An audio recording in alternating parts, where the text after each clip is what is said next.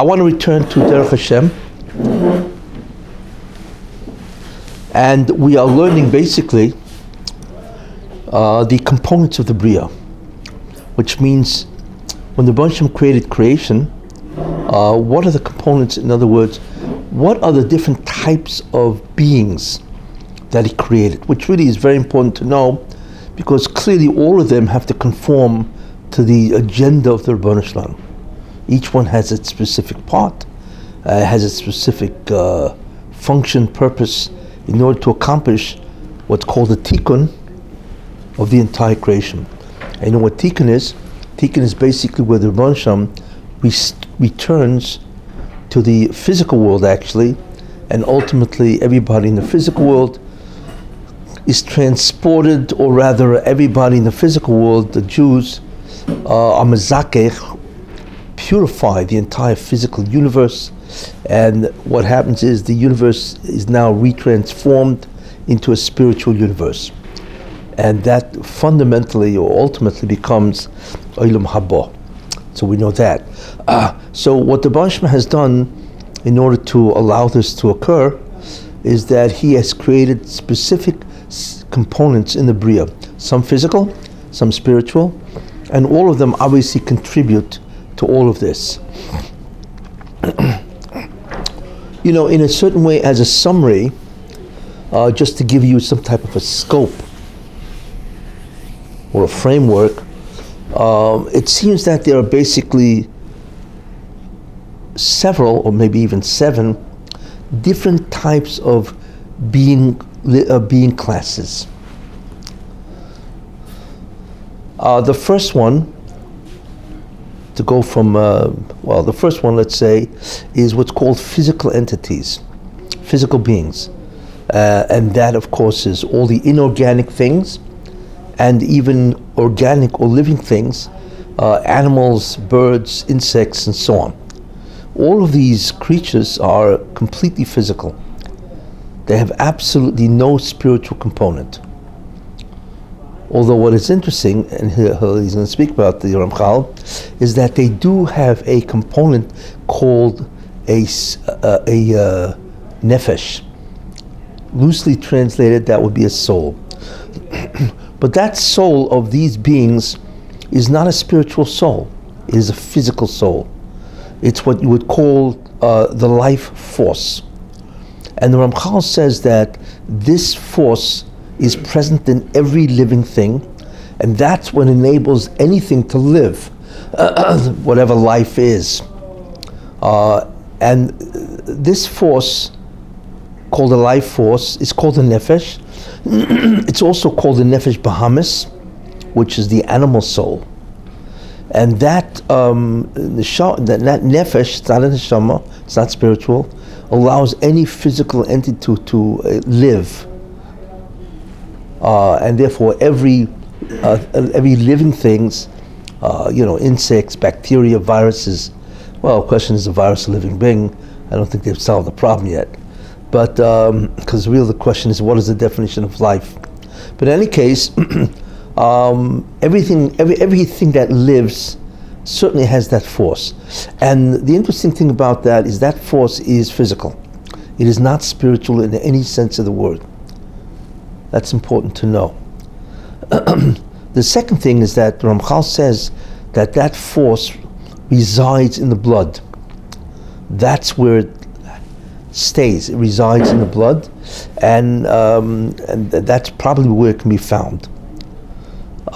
So that's where it's found. Torah uses the word nefesh. Dam ha-nefesh, yeah. That's what it refers to, yes. Torah never refers to the shama or anything. No. Nefesh. Correct. And nefesh refers to that physical life force that enables any creature or anything that lives to exist in a living form. It's what gives life to the organism, this force. So this is important, that it's all physical, it's in the blood. Also, what's very important is that there are variations of this force. Obviously, a bug, an ant, which has this nefesh, the nefesh of an ant, let's say, is very different than the nefesh of an animal, a tiger, or any of the animals. And the nefesh of an animal is substantially different, lower, than, of course, a human, and so on. So the life force not only gives life to the organism, or the entity, but what it also does is provides the faculties of that organism, you see. So obviously the greater the life force, the greater will be the faculties, attributes of the organism that has it, you see.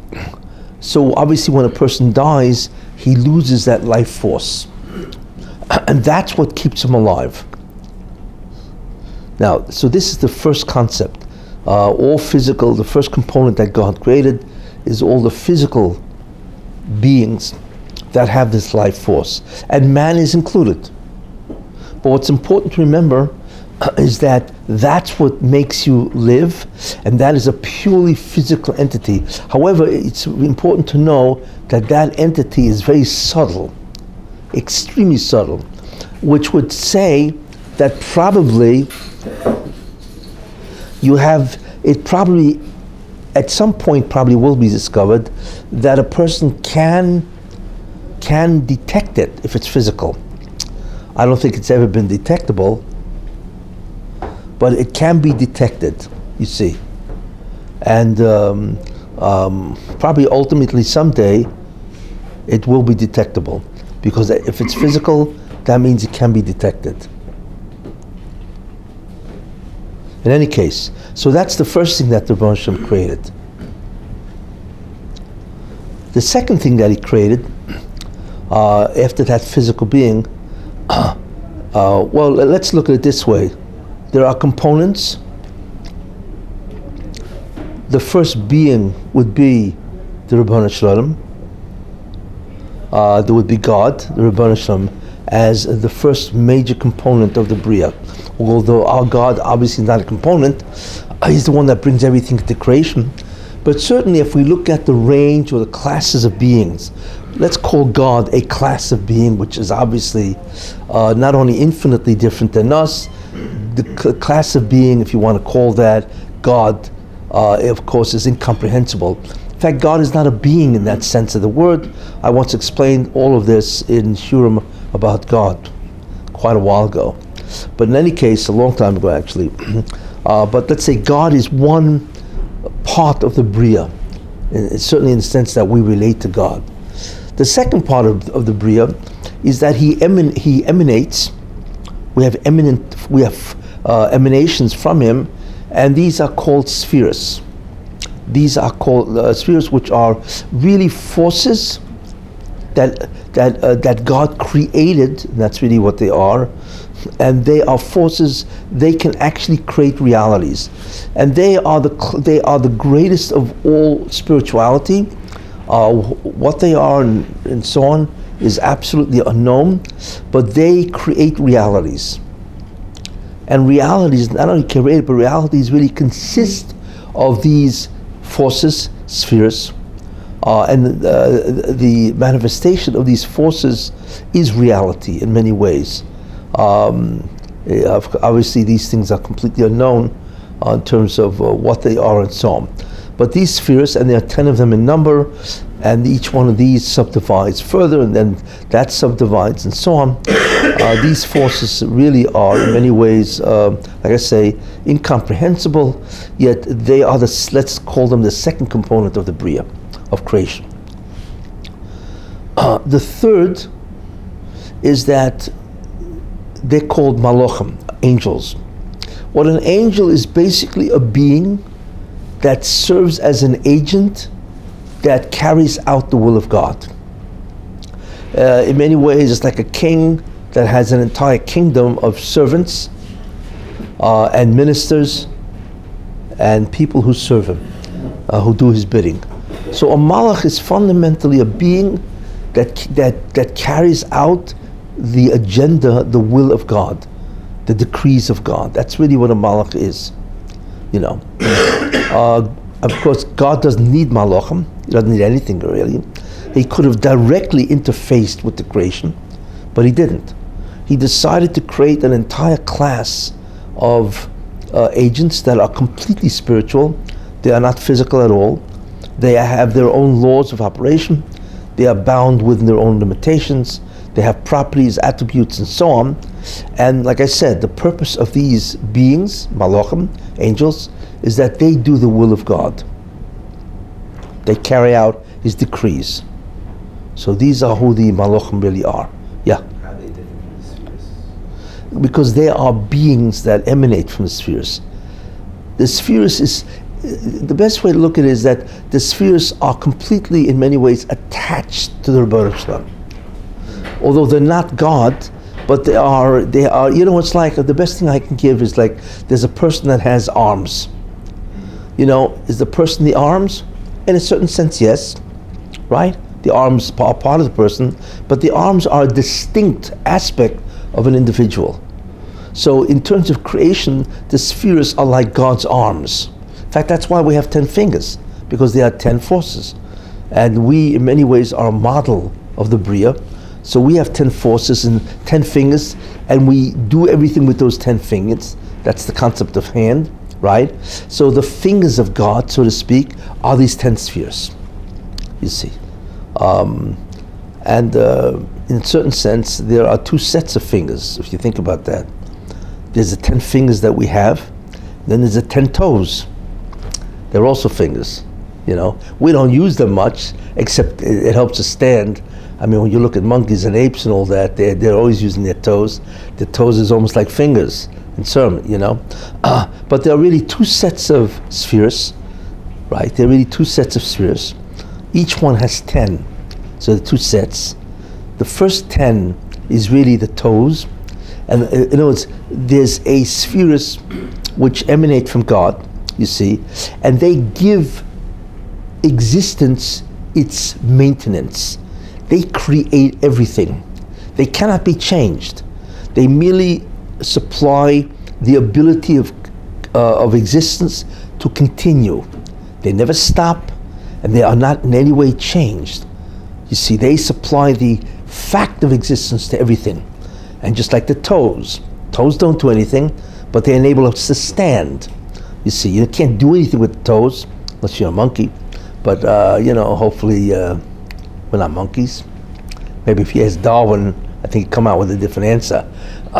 And so on, you know. They're called What? Tell me what these are called, the Igulam, yeah. They're called Igulam. Sphere, they're called Igulam, yeah, round. Spheroids the Igulam, that's what they're called. They are the spheres of Igulam, and they are 10 in number. But like I said, they create the fact of existence and the continuity of existence. And they are represented in terms of us because we are model of the whole creation. And those basically are our toes. Now, the second set of spheres is called spheres de Yosha. They're called straight line, and they can be altered. They can be changed. They can be magnified, diminished, and so on. And in fact, when they are responsible not for the fact of existence, but for the quality of existence. What is in existence, you see. And they are what's called alterable. And we can alter those spheres. We can get them to shine more, illuminate less, right? By our acts, our deeds, in our machshava, thinking, speaking, right? And acting or doing. So based on the acts of the Jews, and the Jew really is the only one that can do this. That's what makes him unique, is that he has the ability to alter these spheres to Yosha by his acts.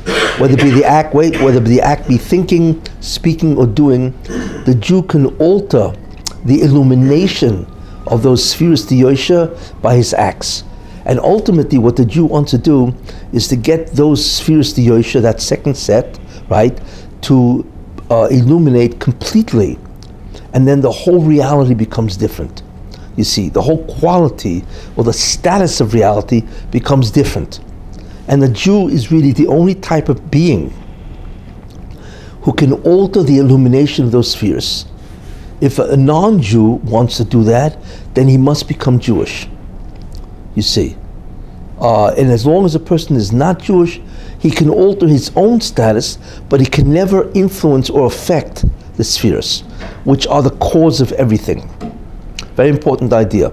So we have a certain feeling of what these ultimate emanations are, and they, like I say, are the arms of God, so to speak, and they are the closest thing that we can associate with the divine, with God Himself.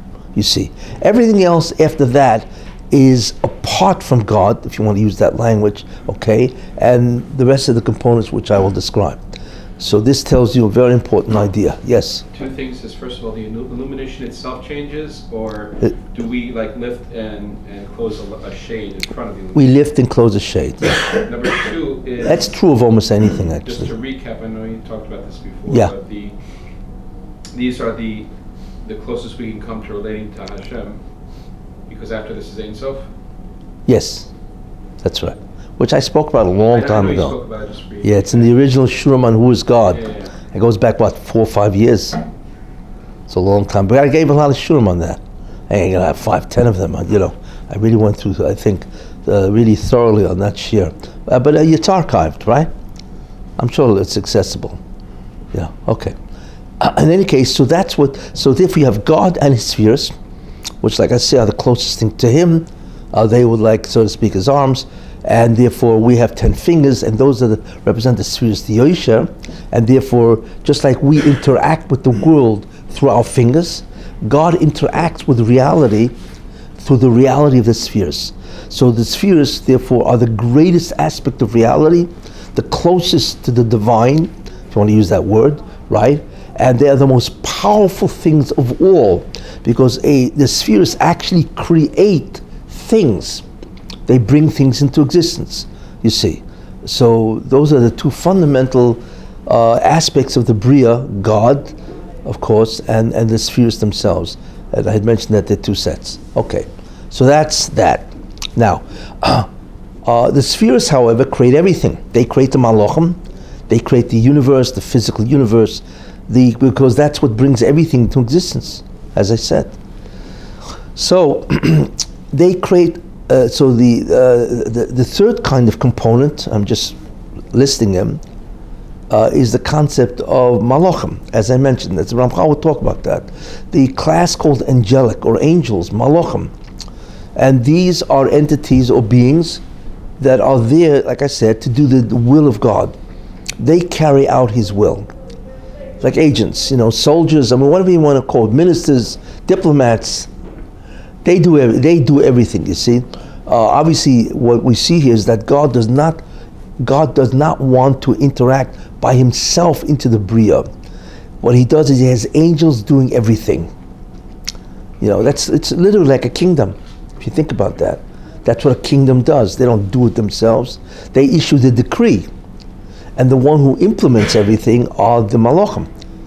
Same idea as a kingdom. That's why it says the Malchusa Diara, or rather Malchusa Dirakia, the kingdom of heaven is like the kingdom of earth. Just like you have a king, right, and his immediate circle of ministers. You want to call it the cabinet, whatever you want to call it, the cabinet of the president, or the whatever. So those would be like the spheres.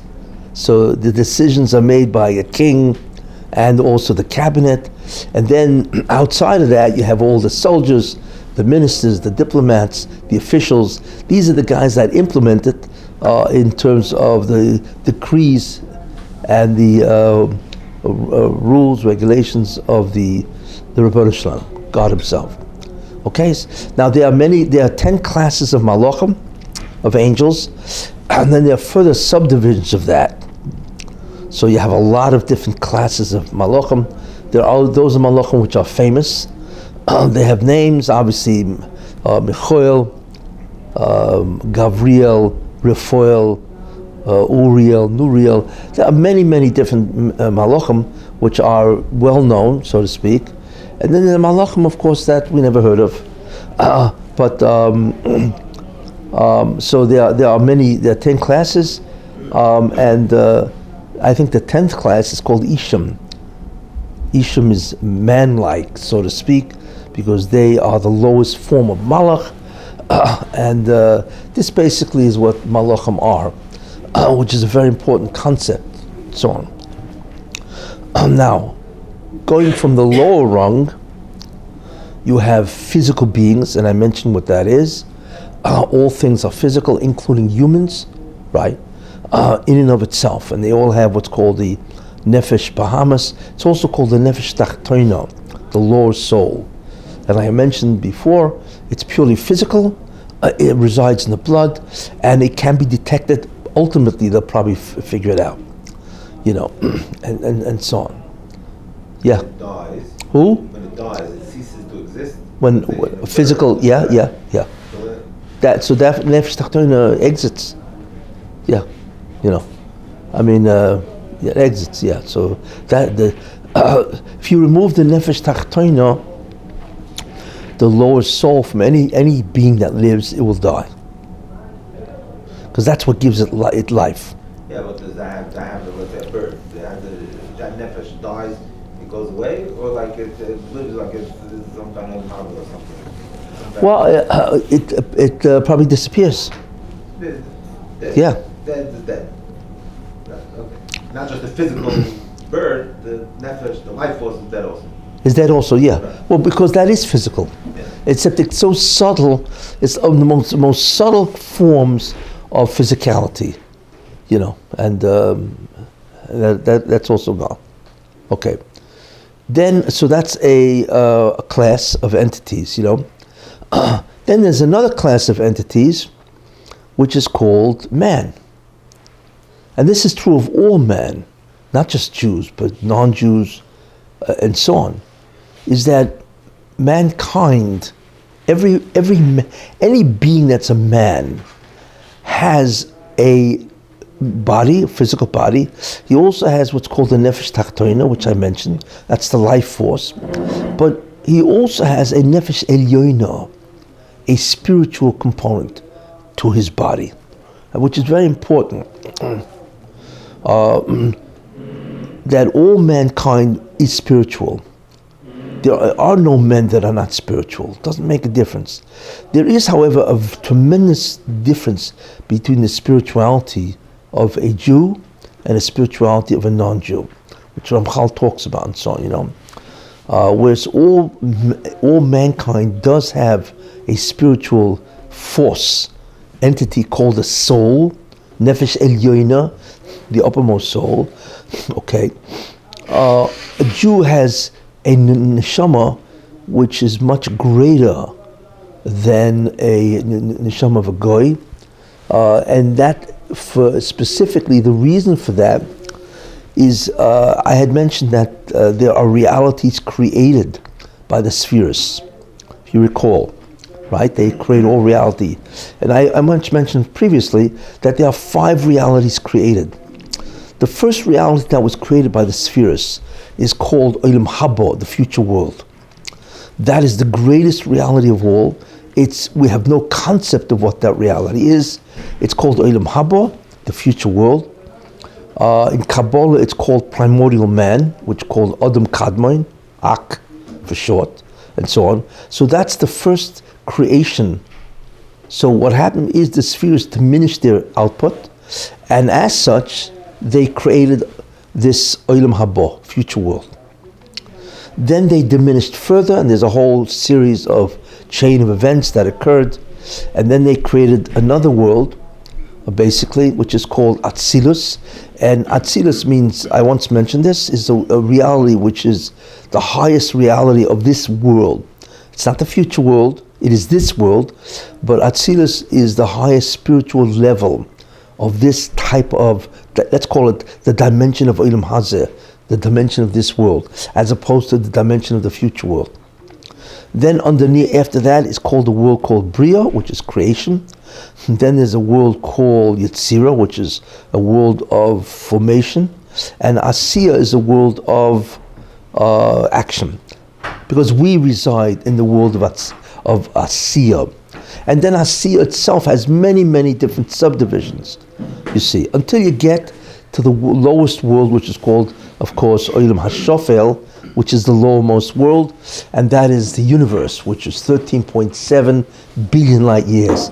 So you can imagine what the size of all this is. You see, why do I mention that? Because in many ways that's what's responsible for the difference in the souls between a Jew and a goy, a non-Jew. A Jew has an neshama. He has 5 parts of his soul.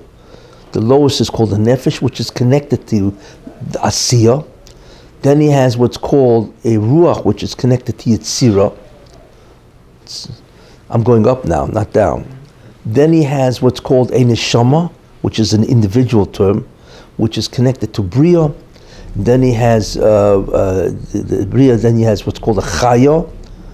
That's the going up now in sanctity, right? So that's the 4th part, and that is connected to Atzilus. And then he has what's called Yechida. Yechida is the highest level of soul, and it is connected to the future world. Therefore, as a result of that, and by the way, it's one entity called the Neshama. Neshama is a collective term, besides the individual term Neshama, which is the 3rd level. And that has 5, those are 5, and they're all connected to each other, you see. Okay? So what we have, therefore, the Nefesh resides in the liver. I shouldn't say resides, because it's not physical, but it's connected to the organ called the liver. Okay? Yetzirah is connected to, that's why the liver has a lot of blood in it, which is interesting. Dam, and so on. But anyway, Yetzirah is connected to the heart. Again, not connected literally, but it's said to reside to a certain extent or connected to the heart. The Neshama is connected to the brain. Then the Chaya, which is the 4th section of the Neshama, is not connected to any individual specific place in a man. It surrounds the man. You know, it's like a spiritual aura. It's not the same as the aura that can, people can photograph or whatever, But there is a spiritual aura, which is the 4th part of the soul, and that surrounds the person, you see. And then the Yechida is not connected to anything in the man at all, but it sort of like hovers over the person, almost like a halo. You see, but it's not connected to anything in the Adam. Yet in some way it belongs to the person. Okay, and that Yechida, which is called unique, Yechida, right? That's connected to Olam Hazeh, or as they call in Kabbalah, Olam Haba, or as they call in Kabbalah, Adam Kadmon. In any case, so therefore, a Jew has all 5, because all of his actions, in many cases, since they're connected, each one is connected to the different realities. If a Jew does something, whether it be in thinking or speaking or acting, right, then he is able to masaking, alter the different worlds. You see, he has an influence on the different worlds since he's connected to each level of reality. You see, so a Jew has the neshama of 5 parts, which is connected to all 5 different realities. As a result of that, like I said, his actions at any of the dimensions that he has, thinking, speaking, or doing, he is able to influence the different realities. Whereas a guy, okay, he has a neshama, but that neshama is only at the level of nefesh, so he cannot influence any of the upper worlds. He can, however, influence his own mazel, you see, but he has no influence on any of the spiritualities, certainly besides this Olam HaShafel, or that's the level of spirituality called the Olam HaShafel. He cannot influence anything above that, unless he chooses to become Jewish. So the value of becoming Jewish, obviously, lies in the fact that you can alter all the realities, all the way up.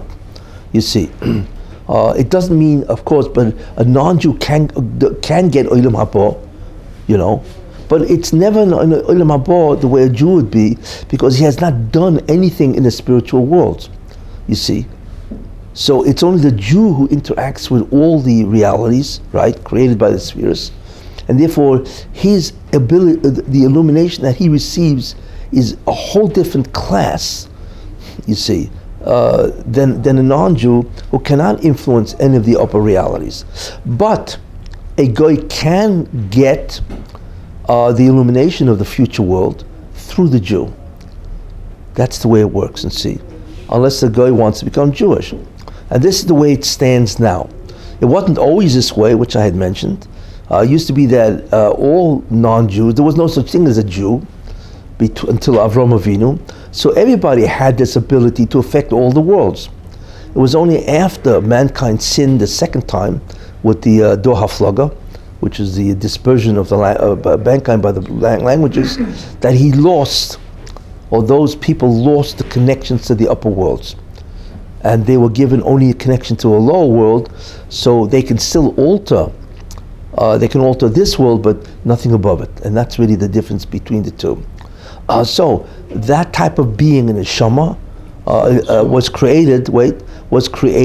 That's another component. And all mankind has that. Like I said, all mankind have a spiritual component. The only question is, of course, what type of component. You know how sophisticated is that component. Therefore, man is a unique being. It is a composite of, as I mentioned previously, it is man is a composite of a physical being and a completely spiritual entity, of which we have no idea of what the nature of that entity is. You can't see it and so on. Yet everybody possesses it. So mankind is a specific being. So far I've labeled how many? There's God, there's the spheres, then there are the angels, the physical creatures, and then there's man. Okay, we got so far 5. So what is the going influence through the performance? Got 2 more to go. Yeah, what? Through the performance of the 7 notified laws, and so the mitzvahs associated with those, what does the going accomplish? Well, what the 7 no-kite laws ultimately does is it makes that individual righteous. That's really what it does. I mean, what are the 7 no-kite laws? It's Aleph, Beis, Gimel, Dalet, Hey, Vav, Zayin. That's the, if a non-Jew has no association with his earning Olam Haba, or at least earning a place to reside in where the Jew created.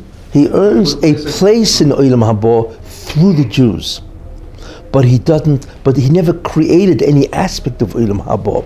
See, the Jew creates Olam Haba. He's got the right to live there. What's more than the right to live there, he therefore receives the illumination, right, that he is responsible for. No, I meant the goy. Oh, you meant the goy? Fine. Go through the 7 notes. So, yeah, gives him the right to be there. To be there, but he can. But since he never created Olam Haba, because that's really what a Jew does, he creates Olam Haba. You see, and through the mitzvahs. Through the mitzvahs, that's how he creates Olam Haba. A goy, however, never created Olam Haba. Only the Jews are doing that. You see. Essentially, they have no free choice at all. Who? A goy. Of course he does. But How else? Why doesn't he create a certain level of Olam Haba through the? Because he's not connected to that. His neshama doesn't allow. He's got to have the mitzvahs. He's got certain mitzvahs. No, those mitzvahs are not the mitzvahs. The Jews' 613 mitzvahs, right, enables them to create illumination, to create Olam Haba. The Goy's 7 mitzvahs doesn't give him the ability to create Olam Haba at all. What it does give him a right is to adhere or connect to a Jew, and through the Jew he gets Olam Haba. That's why it says in the end of time. It gives him a place there to reside, but not to create. Yeah, that's why it says that in the end of time, the Goyim or the 10 Goyim, if I recall correctly, will connect to a Jew. A Jew will have those Goyim who are connected to his neshama. They're really a part of a Jewish neshama in that sense, you see, and they will connect to the Jew, and the illumination, since the Jew created Olam Haba, the illumination comes to him, whatever he created, because that's justice, din. He only gets what he created, what he changed, so he gets the illumination of that change. That's the whole concept of din, justice, right? And then the illumination goes through him, and then goes to a goy, who is part of his neshama. You see, which is really very interesting, so on, but that's what it is. So even a ben Noach, right? He will get Olam Haba through the Jew, you see. Those Gentiles who do not hold from the 7 Noachide laws, right, they don't get anything. What will happen with them is they will come back and get what, because they may have done good deeds, you see. I mean, for instance, take an atheist.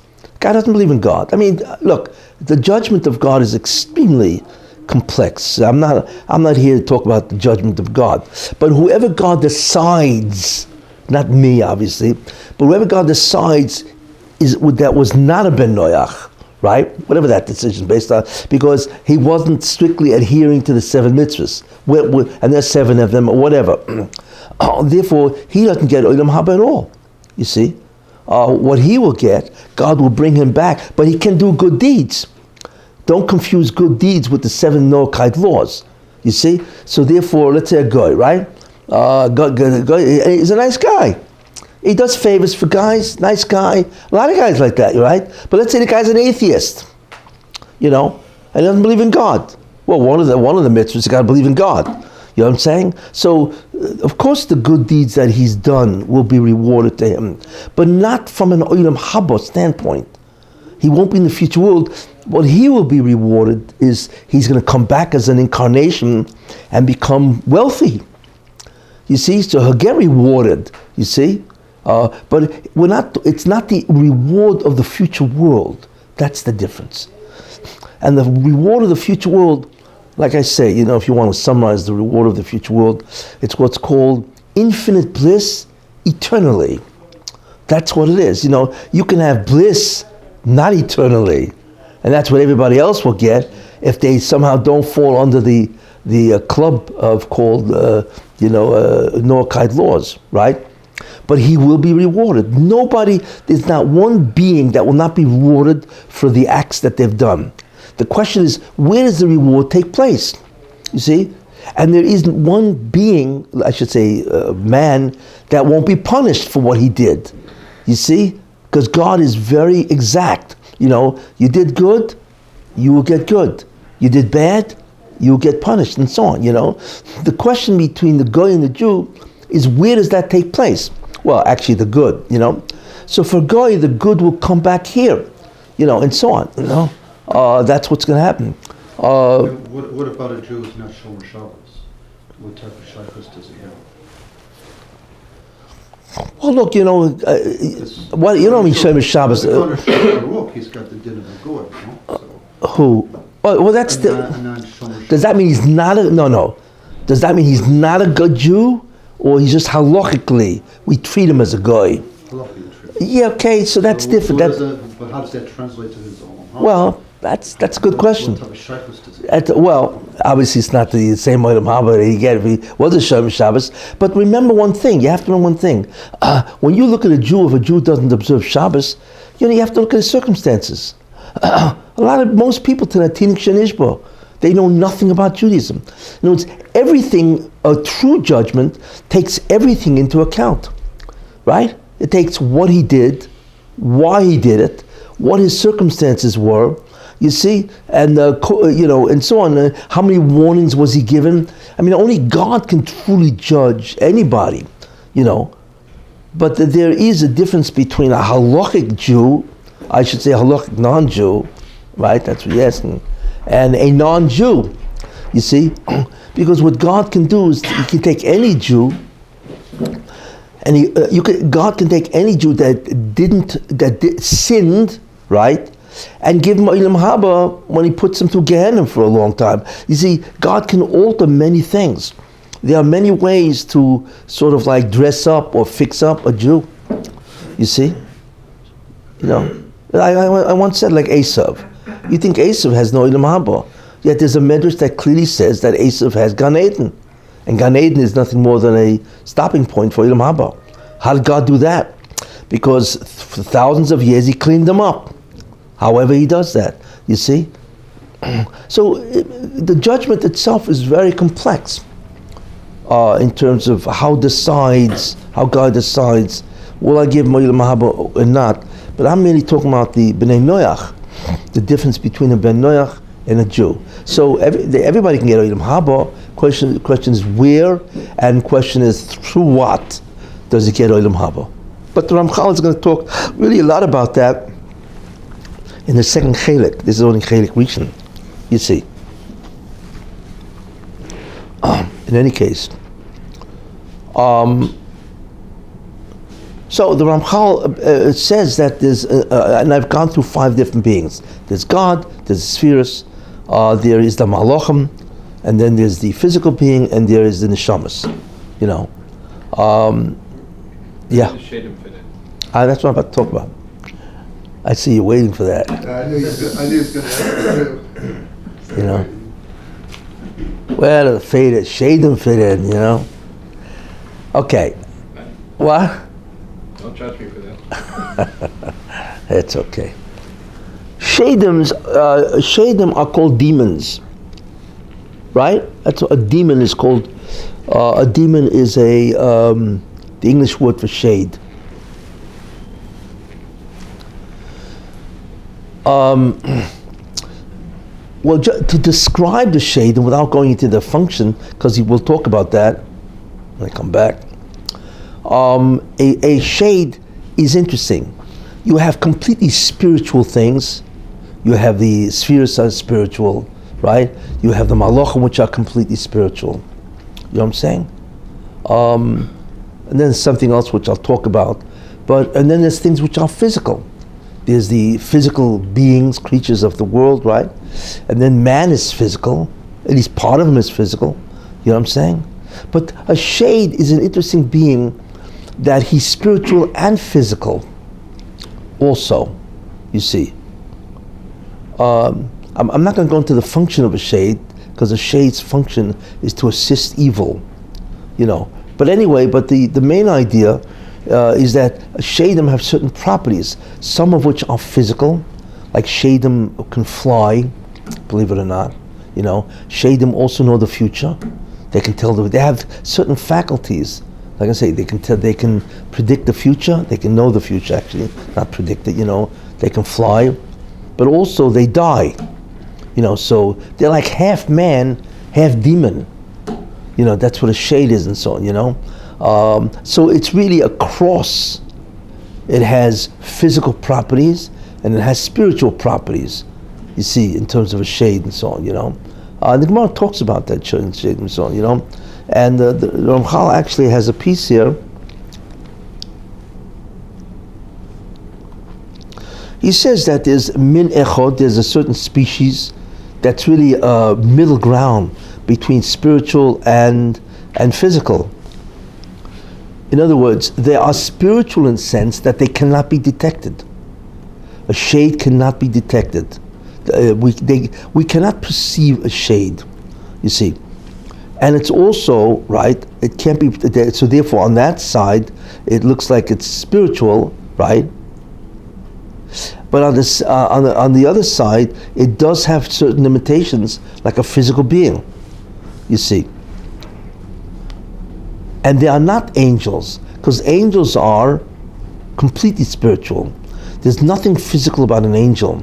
And I mentioned, I think, quite a while ago, that in order for an angel to be seen, it has to adapt a costume, which is not part of it, but it can camouflage itself or masquerade itself, whatever word you want to use, in the garb of a human, or you know, and so on. And that's how it appears to you. That's how it appears to humans, you see.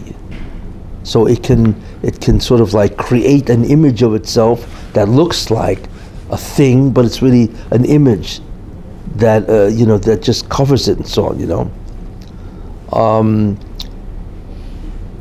And this min is called shady, demon-like, you know, demonization and so on.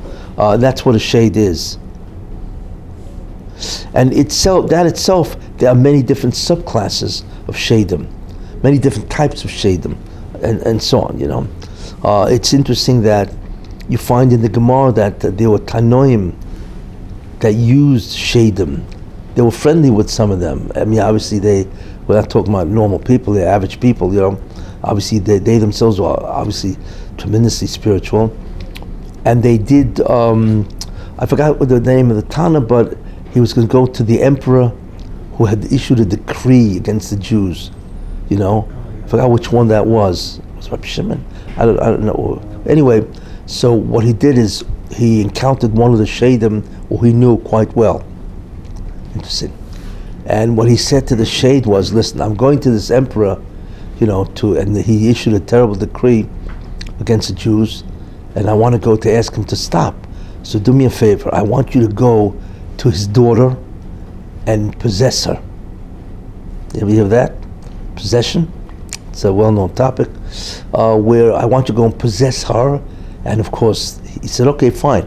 And then I'm going to go to the emperor and cure her, which means I'll tell you to get out of her body, that she'll be cured. Like this, the emperor will thank me to no end, and of course, hopefully, he will do what I want. That's exactly what happened. That's an interesting story, where the girl became obviously completely possessed by the devil. I mean, the devil in this case, the demon. And he went to the emperor, and of course, he said, I can cure her, and he cured her, of course, by telling the demon, get out, because he's like, and therefore the emperor listened to him. So there are Tanoim that were able to, speak to demons and so on, but they would do it in a different, obviously, way where they can communicate with it, and the demon itself can present itself to them in a form that they would see and so on. But and then of course there's the famous stories of Shlomo Melech. There's a demon called Ashmedai. Actually, he's the king of them, the king of the demons, and there's a whole story about about how he deposed Shlomo for a couple of years, and he looked like Shlomo Melech.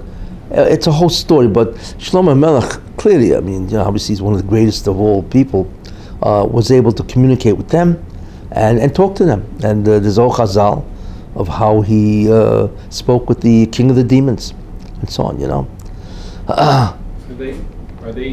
It's called a demonic relationship. What was that? Are they hovering in limbo between physical and spiritual, or are they? No, they just have those two qualities. So how are they different from a person? Obviously they're very different from a person, but because humans are a composite of a spiritual and physical. Yeah, but the difference is that we have no access to our spirituality. We have it, but we don't have any properties of a spiritual being. So in terms of that composite, until after you're gone. They have, they're also partly spiritual and physical in that sense, and they have manifestation that those are their attributes. Some are spiritual, some are physical. We have no access to our spiritual beings, aspects, until later on. So we are purely physical now.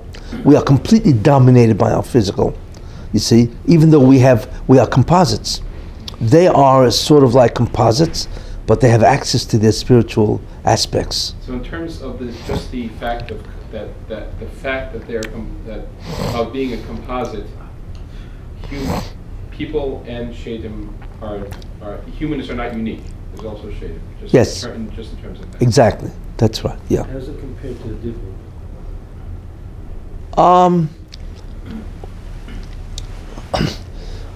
The Dybbuk has been popularized with many stories and so on. What a Dybbuk fundamentally is, it's not a demon, although anyone possessed could be a demon.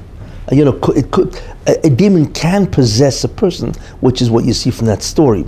But what Dybbuks tend to be is neshamas that have to wander the earth. That's part of their punishment. You see, you can maybe refer to them as a ghost. What a ghost is basically, it is an individual, that cannot leave the planet. So in a certain sense, it is, that itself is interesting to think about. Is it the mental, I once spoke about, is it the mental aspects of a person? Or is it the actual person as a spiritual being, But whatever it is, it's a human that cannot leave. Its punishment is that it has to wander on the earth, okay? And occasionally, apparently, it can have access to a human. It can enter a human and take it over. So Dybbuks look more as wandering souls, if you want to call it a ghost or wandering soul. And there have been many stories. One story is of the Chofetz Chaim, how it's called exorcism. That's what it's called, right? How do you get rid of these guys? And so on, you know. Apparently there have been many stories like that through the centuries. I think of Pataya, very great Makubal, also exercised one of the Dybbuks, you know. A Dybbuk comes from the word dovak, to cling, Dybbuk, you know, something that clings to you. But it's clearly the concept of possession, where a spiritual entity takes over you. You see, usually it's for the bad, obviously, where he sort of like usurps everything, you know, and of course the person is not normal because he's being possessed by a one of these wandering neshamas. And then the whole question is how do you exercise them and so on, you know. But there are many famous stories. One of the most famous is the Chofetz Chaim, the story where they asked the Dybbuk, what is the Chofetz Chaim, how is he rated in heaven? You know, so the Chofetz Chaim, so they asked the Dybbuk, who had possessed, I think, a girl, and they asked the, you know, what is the? It was the time of the Chofetz Chaim. What's the Chofetz Chaim rated in heaven? So the Dybbuk says Kitano. He's as great as a Tano, which is obviously astounding, and so on, you know. But this is the concept of Dybbuks. They're not demons, basically. They're wandering souls that cannot leave the earth, because their oynish, their punishment, is to wander. See, that's about them, you know. How do they know what's going on in Shemayim if they're not in Shemayim? Who's that? The Dybbuk. You talking about the demon or the Dybbuk? The Dybbuk. I'm asking about the Dybbuk. How do you know? Because since they're what's called the nether world, you know, they're not. They do have obviously some. Since part of them is not human, right? So then they obviously have some access to heaven, spiritual matters, you know. So they do have access to that. Look, we don't know what they really are, what the properties are, you know, and what their natures and so on, you know. But they do have that aspect. He did know, you know. Any case, so that is what the concept of a demon is. And they have specific functions, which Ramchal will talk about a little later in this chapter and so on, you know. How they who? Because they can die. Because they can also propagate, apparently. Really? Yeah, it's interesting. It's one of their qualities. You mean shade? I mean shade, yeah. Yeah, they have the property of Propagation. Like humans, they have families and... Yeah, they can, yeah, it's interesting. It's a good question. That's how they can keep going. They have progeny. You know, it's called the yichus. Which demon did you come from? Or he's a godel of the demons, you know, it's like, you know, I can imagine. You know. Anyway,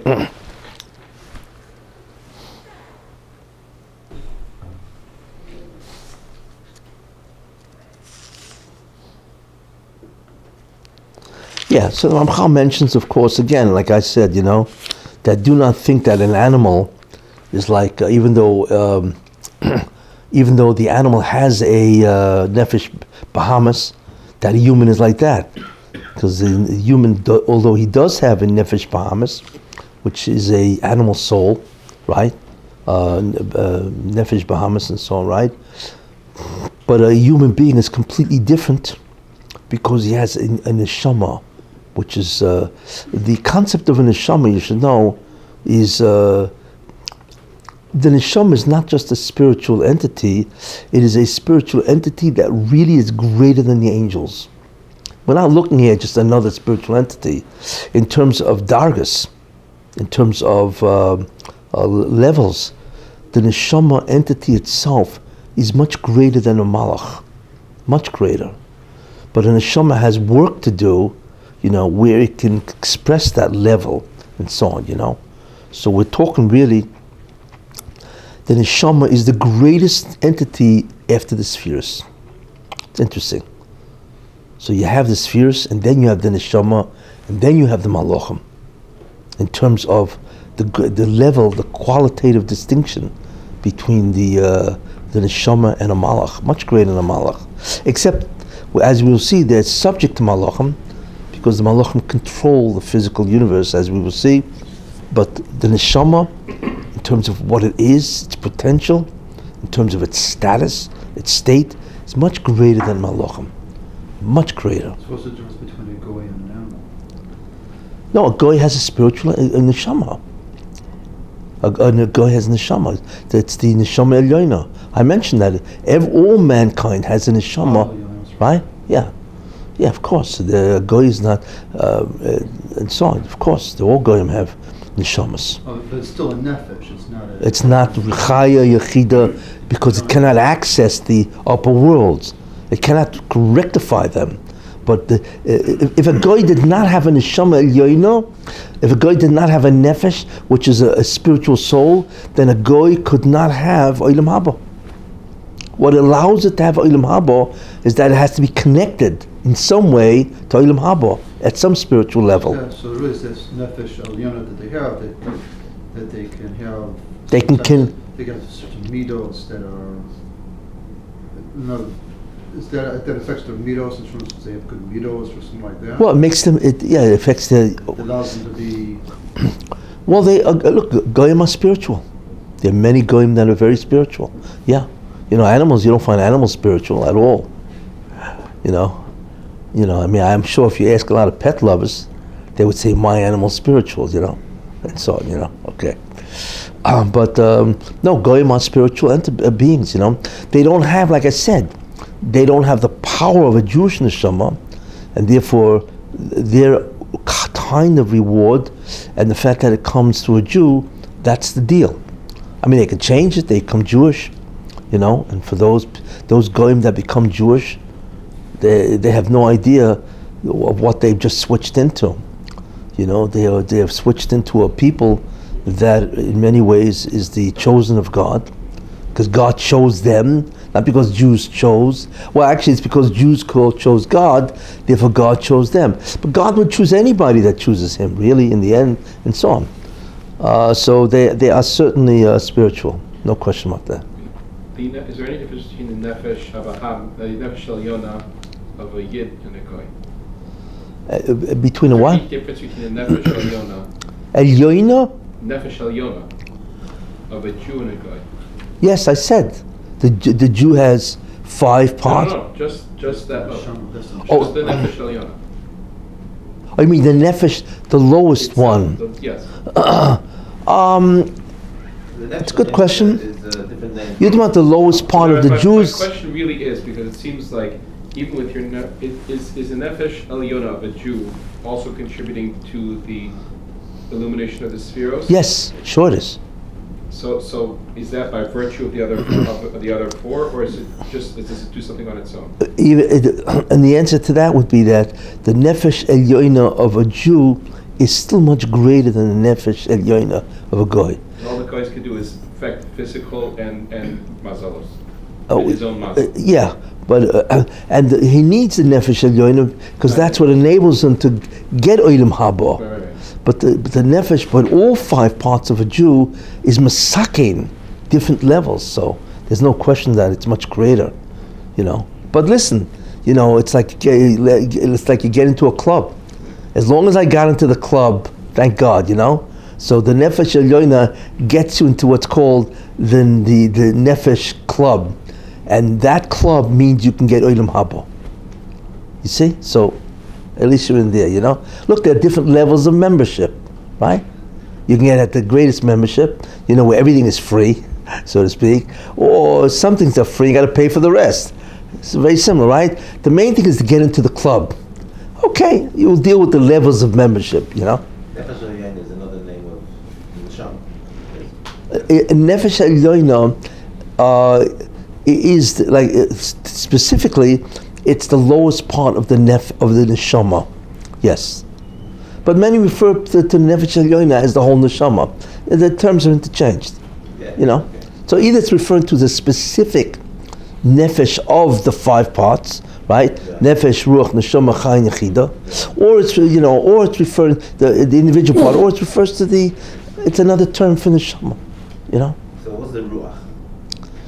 Ruach is the second part going up, higher, right? You have the nefesh is the lowest part. The ruach is also, like I said, the neshama of a Jew has 5 parts. So the ruach is connected the Yitzira. And where is it in the body?